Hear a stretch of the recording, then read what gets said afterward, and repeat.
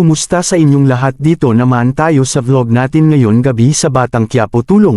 Unang-una sa lahat ito ay teaser video lamang para ma-update sa Batang Quiapo. Huwag kalimutan follow at subscribe ang channel. Salamat po.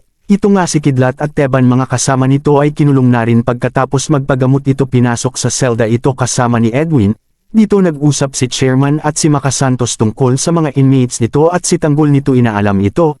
Ito si Marzang at Nita ay dumalaw kay Edwin. Dito ay nag-usap sila. Dito pinaliwanag ni Edwin dahil gusto lang ito makatulong sa kanila nito, at dito si Marzang ay umiiyak at si Nita gagawa sila ng paraan nito makalabas. Dito pagkain nilang mag-usap kay Edwin umuwi na rin sila nito.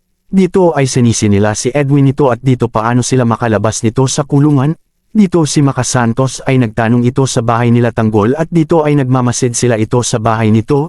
Dito ang tropa ay nakakulong pa din sa Bartolina at dito ay natatakat sila sa gagawin ni Chief Espinas nito. Dito ay nagbigay ng pera si Tanggol sa nanay ni Dolfo ng pera. Si Bubbles ang nagbigay nito. Umalis na sila Maka Santos dahil wala sila makita ito. Si Tanggol ay humintong nito sa tropa niya at tinanong kung saan si Makang nito at dito ay sinabi ito. Nagbigay ng pera si Tanggol sa tropa nito. Abangan sa Lunes ang Batang Quiapo. Huwag kalimutan follow at subscribe ang channel. Salamat po.